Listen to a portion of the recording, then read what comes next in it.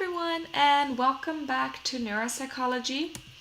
So we have covered a lot. So far we talked about the anatomical orientations and planes, the organization of the nervous system, support protection, blood supply, the origin of brain cells, gray matter, white matter, reticular matter, what are ventricles, nuclei, nerves, and tracts. We also talked about the spinal cord and the cranial nerves. And now we are going to cover the autonomic nervous system. So we already talked about that very briefly before. So the sympathetic and the parasympathetic nervous system. And then we're going to talk about the brainstem. So the brainstem is very small, but don't get fooled. It is very, very complex. So this lecture will be very anatomy based. But let's get through this together. So the brainstem consists of three parts, the Diencephalon, Midbrain, and the Hindbrain, and those will be split up even further. So we will go through those one at a time. But let's start with the autonomic nervous system first. So we already talked about this. There are two divisions of the autonomic nervous system. And the autonomic nervous system is very important for balancing your internal functions. So we have the sympathetic division, which is arousing, and the parasympathetic division. So let's start with the sympathetic system. So the sympathetic nervous system arouses the body for action. This is why we say it makes you ready to fight or flight. So this term technically comes from when you're outside and you see something potentially dangerous, then your body needs to be ready to either fight or run away in flight. So in the sympathetic nervous system, the spinal nerves do not directly control the organs. So as you can see right here, they first synapse around here or even further around here. And the spinal cord is therefore connected to a chain of autonomic control centers, which we call sympathetic ganglia. So the sympathetic system forms a chain of ganglia running technically parallel, so as you can see right here and right here, to the spinal cord. So some examples of what the sympathetic system is responsible for is, for example, dilating your pupils or making your heart beat faster. It also inhibits digestion, as you can see right there. It constricts your blood vessels. It stimulates your glucose release, and it also contracts your bladder. So of course there's way more behaviors that the sympathetic system is important for, but those are some that I wanted to briefly mention. Okay, and the parasympathetic nervous system is the opposite of the sympathetic one. So it technically calms the body down, and therefore we call that the rest and digest system. So as you can see in this image, for the most part, the parasympathetic system comes from the cranial nerves. So you can see up here that it comes mainly from the cranial nerves, and some of them from all the way at the bottom from the sacral area. The vagus nerve calms most of the internal organs. The facial nerve controls salivation, and the oculomotor nerves controls pupil dilation and eye movement. So definitely remember those three: the vagus nerve, the facial nerve, and the oculomotor nerve. And what I also want you to notice is the parasympathetic system does not connect with ganglia nearby the spinal cord, but rather, the sympathetic system has them right here, but the parasympathetic system connects to ganglia that are nearby the target organs. So these are all little ganglia where they connect to, and they are more nearby the organs. Whereas in the sympathetic system, it was more nearby the spinal cord. Okay, so we are going to dive into the brainstem. So even though the brainstem is kind of small compared to the rest of the brain, it is really, really important. So the brainstem has three main regions. It has the diencephalon, the midbrain, and the hindbrain. So here you see the diencephalon. This little structure right here is the midbrain. And then the hindbrain is all of this. So there is a part of the brainstem that contains a lot of cranial nerve nuclei and that sends their axons to the head muscles. So the brainstem core consists of those cranial nerve nuclei and also of other nuclei that mediate a variety of regulatory functions. So in the posterior areas of the brainstem, we mainly have sensory fibers that are on our way up to the brain or to the cerebrum, just similarly as the spinal cord. And then anteriorly, there are motor fibers that are on their way down. So they're going down towards the spinal cord and eventually to the muscles. So let's dive into these three regions in more depth. Okay, so let's start off with the hindbrain. So the most visible structure of the hindbrain is the cerebellum, and you can see that right here. And the cerebellum means little brain because it kind of looks like a smaller brain, kind of like this, but then smaller, right? Then we also have the reticular formation, which is right here. It's this striped area. And then we have the pons, which is this big ball right here, and the medulla. So let's talk about those one item at a time. Starting off with the cerebellum. So the cerebellum, as I said before, means little brain in Latin. And the surface of the cerebellum is very crinkled, and we call those little folds folia. So a really cool fact about the cerebellum is that the cerebellum contains 4 times as many neurons as the cerebral cortex. But because they are way more densely packed, the cerebellum is actually smaller than the cerebral cortex. Isn't that crazy? So the cerebellum plays a really big role in motor coordination and motor learning, and is also involved in other mental processes. If you damage your cerebellum, you will have problems with equilibrium and holding your upright posture, and you will also impair your skilled motor activity. So you really need your cerebellum to stand upright and to walk smoothly. So if you damage it, you will walk very wobbly, you'll swerve side to side, and you will not be able to hold your posture upright. So the cerebellum receives the most input from the sensory receptors in the body's trunks and from the limbs. And it controls postural reflexes and it coordinates our muscle function. So mainly our fine motor movement. Okay, the next up is the reticular formation. So right here in red you see the reticular formation, and here the stripy part is the reticular formation. And the reticular formation is made up of a mixture of gray matter and white matter. That's why reticular matter is a mixture of the two, and it also has the color as if it's gray matter and white matter mixed. This structure is really important for sleeping and waking.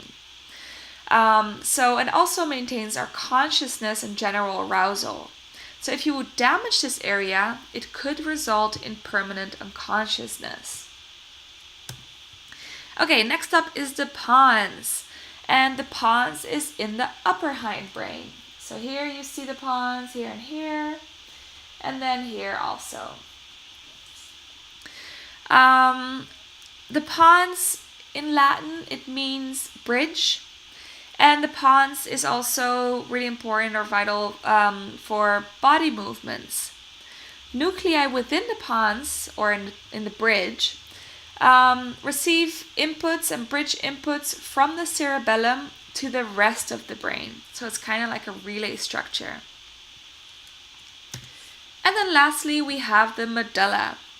At the tip, this is located at the tip of the spinal cord. And this structure is very, very, very important. So this structure regulates our breathing, and it also regulates the functioning of our cardiovascular system. So if you damage this, you will most likely not be able to breathe, and it will most likely result in death. Okay. So next up is the midbrain. We just talked about the hindbrain. We are going to talk about the midbrain. So we covered all this. And the midbrain, even though it's pretty small, we're going to cover quite a bit of detail, so bear with me. So the midbrain consists of two things, the tectum and the tegmentum. The tectum can be split up in two, which in the following slides we'll talk about that. And the tegmentum can be split up in all these different nuclei. So the three ones that I'm going to cover are the red nucleus, the substantia nigra, and the periaqueductal gray matter. So let's go into those in a little bit more detail. So the tectum is what we call the roof of the third ventricle. It is located a little bit more posterior of the tegmentum, so it's behind the tegmentum.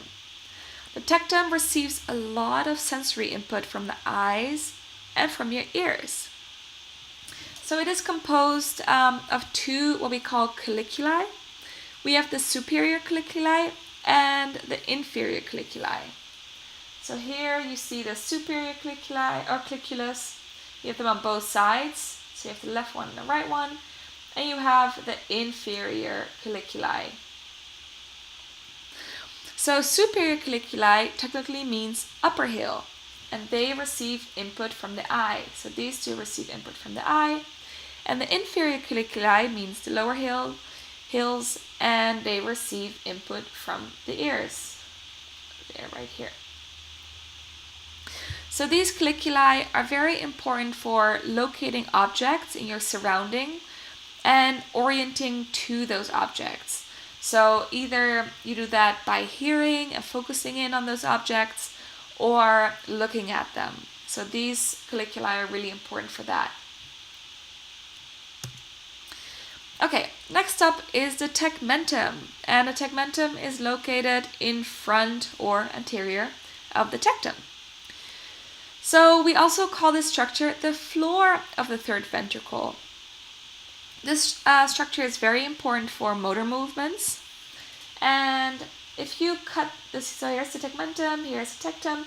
If you cut this open, so if you create a slice, and you see the slice right here, it kind of looks like a teddy bear. So within this slice, you have different nuclei. So right here in red, you can see the red nuclei. And these are important for controlling limb movements. Next up, you have the substantia nigra, which is kind of in the ears of the teddy bear. And the substantia nigra, which also means black substance, they connect the forebrain, and they're very important for reward behavior. So, for example, going towards an object that you desire, like an ice cream. Then we have the periaqueductal gray matter, which is this brown area around the cerebral aqueduct. And this is made up of cell bodies that surround this duct. And the duct connects ventricle 3 and 4. So the periaqueductal gray matter is important for species-typical behavior, such as sexual behavior, and it's also very important for modulating our pain responses. Okay, so a little recap.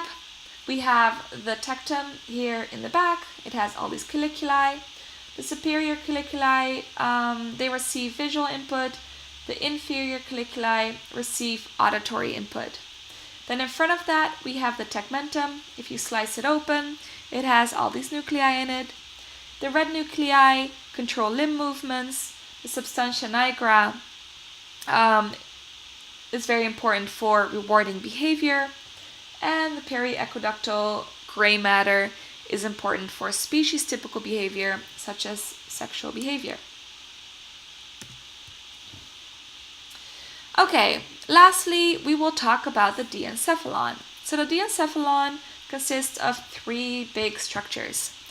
We have the hypothalamus, which technically means lower room, the epithalamus, which means upper room, and the thalamus, which means room or inner room in this case. So the thalamus is right here. It's kind of like a ball. The hypothalamus is right here, and here you can see the epithalamus. So let's talk about these structures in some more detail.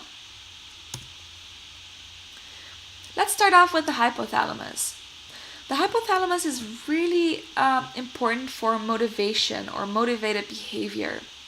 It is critical for feeding or sexual behavior, sleeping, temperature regulation, emotional behavior, and it's also important for movement. The hypothalamus also controls many endocrine functions. So here you see the hypothalamus, and here you can see all the different nuclei that it consists of. Don't worry, you don't have to remember these 22 small nuclei. Okay, next up is the epithalamus. So one of its structures, we already talked about that, is the pineal gland. And the pineal gland secretes the hormone melatonin. You probably have heard of this before. Melatonin is a hormone which influences your daily and seasonal body rhythms.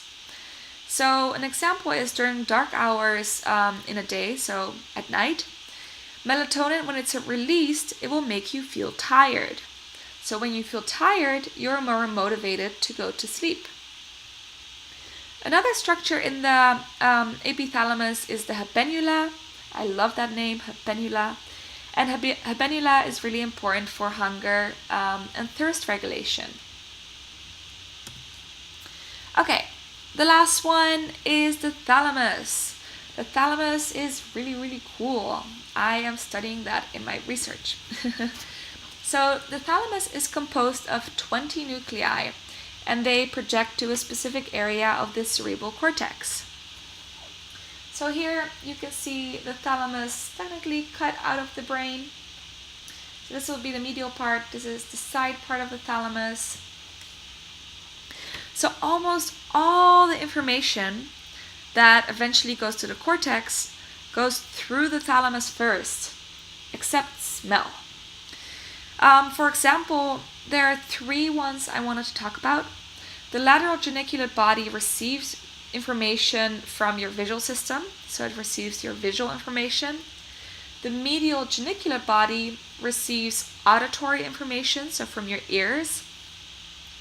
And the ventrolateral posterior nuclei receive information of somatosensation, so for touch, pressure, pain, and temperature.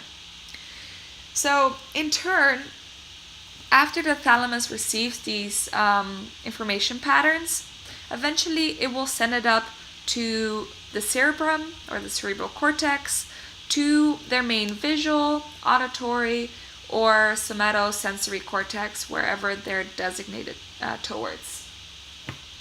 So here you can see all the different nuclei. It's very, very schematic, and to what cortex it eventually sends the information to.